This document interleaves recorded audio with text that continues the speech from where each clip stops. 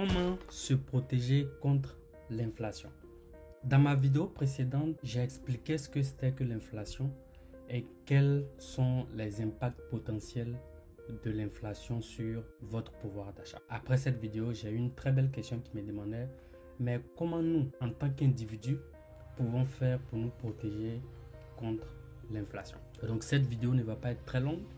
Si vous avez manqué la première qui détaille, qui explique ce que c'est que l'inflation, ainsi que les impacts potentiels de cette inflation sur vous directement, je vous invite justement à consulter cette vidéo. La meilleure stratégie de lutte contre l'inflation va certainement dépendre de plusieurs choses, notamment de la perspective dans laquelle vous vous placez, c'est-à-dire est-ce que vous êtes dans une perspective de court terme ou bien si vous êtes dans une perspective de long terme.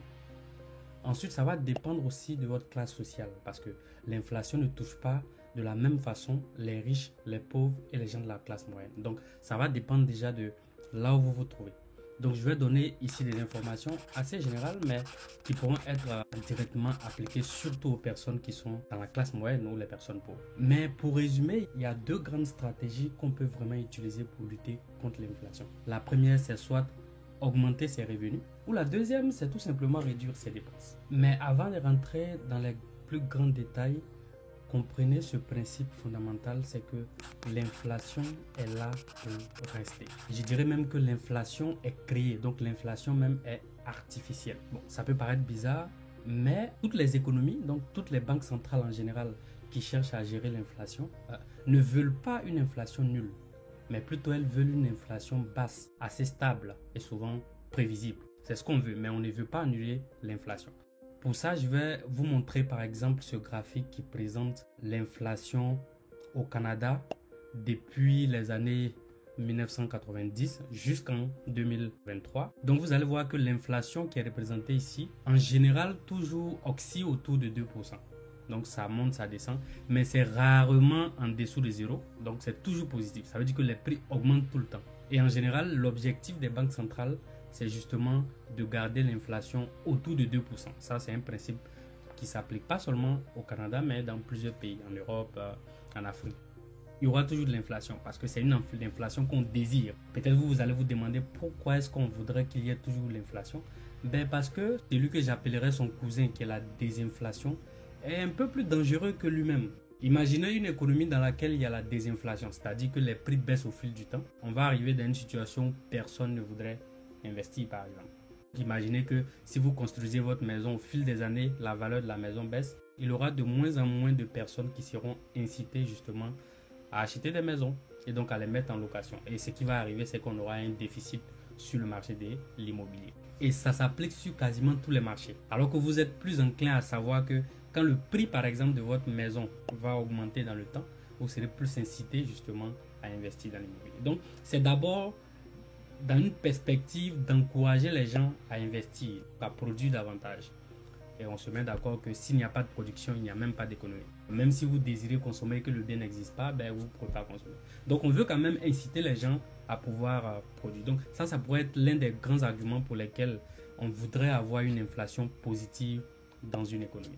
Donc sachant ça, ça veut dire que vous devez avoir tout au moins une petite stratégie pour lutter contre cette inflation qui est positive. En général, pour les personnes riches, ben, elles ne subissent pas trop l'inflation. Parce que très souvent, ce sont des personnes qui savent très bien gérer leurs finances. Et même si elles ne le font pas personnellement, elles ont des conseillers financiers qui les accompagnent tout le temps. Donc, il n'y a pas vraiment un grand défi à leur niveau. Ils savent comment s'y prendre. Donc, il faut investir dans des actifs qui vont prendre de la valeur dans le temps. Assez simple comme stratégie. Maintenant, pour les personnes de la classe moyenne, ça va dépendre. Le premier point, c'est de regarder l'inflation de façon structurelle, c'est-à-dire l'inflation sur le long terme. Puisqu'on sait qu'il y aura une inflation sur le long terme, naturellement, vous devez faire en sorte que vos revenus croissent tout au moins au même rythme que l'inflation. Donc, si l'inflation est de 2%, vous devez vous arranger pour que les revenus que vous gagnez puissent croître chaque année d'au moins 2% pour espérer garder le même niveau de vie dans le temps. C'est aussi assez naturel pour dire que si vous voulez augmenter votre niveau de vie, donc battre l'inflation, vos revenus doivent croître beaucoup plus que l'inflation. Comment faire pour gagner plus? Ben, il faut investir dans votre capital humain. Donc investir en termes de votre formation, en termes de compétences que vous allez acquérir pour produire plus de valeur et justement cette valeur va vous revenir en termes de rémunération. Ou encore plus, si vous êtes un investisseur, il s'agira pour vous de trouver des opportunités et pouvoir investir pour générer de l'argent. Ça, c'est plus une stratégie structurelle, donc une stratégie dans le long terme. Maintenant, si il s'agit d'une crise, comme ça a été le cas pendant la pandémie de Covid-19, dont on continue de voir justement les effets, il va falloir adopter une stratégie de court terme qui va consister principalement à réduire vos dépenses. Parce que justement, à court terme, ça peut être difficile de vous former, trouver un emploi, des opportunités qui vont vous remporter de l'argent sur le champ. On est sûr qu'il y aura d'autres crises dans l'économie. La seule chose qu'on ne sait pas, c'est de quelle nature sera la crise et quand est-ce que la crise va arriver. Donc déjà, vous pourriez maintenant commencer à anticiper ce genre de crise en justement ayant peut-être une petite épargne ou en tout cas de l'argent que vous pourriez utiliser assez rapidement en cas de crise. Donc ça sera une stratégie pour vous protéger contre le risque s'il y a un choc. Ça, c'est plus pour les gens de la classe moyenne, donc qui arrivent à consommer et à avoir un peu d'argent pour épargner. Maintenant, si je prends pour une personne qui est vraiment pauvre, il n'y a pas trop grandes choses qu'on peut faire. Essentiellement, il va s'agir de réduire les dépenses. Si vous aviez des dépenses de loisirs, c'est ces dépenses qu'il va falloir revoir. Et bien entendu, ça va vraiment dépendre du cas spécifique de chacun, de comment la personne vit. Mais je pense que si vous n'avez aucune épargne et qu'une crise arrive, à court terme, vous n'avez pas le choix que de revoir vos dépenses.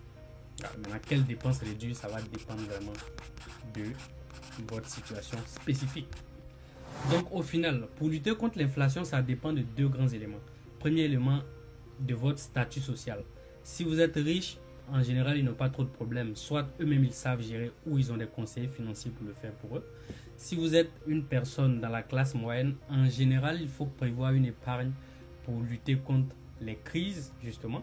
Et si vous êtes une personne pauvre, ça sera de réduire les dépenses. Mais en général, tout le monde fait face à un niveau d'inflation que j'appelle l'inflation de long terme ou l'inflation structurelle.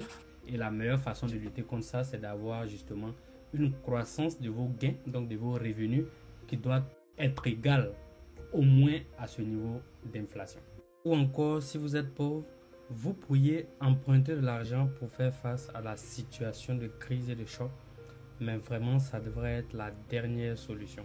Parce que je parle de l'hypothèse que si vous êtes vraiment très pauvre et que vous avez du mal à joindre les deux bouts et que vous empruntez, vous risquez de vous mettre dans une situation très très difficile.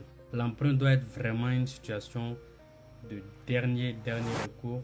Merci d'avoir suivi la vidéo jusqu'à la fin.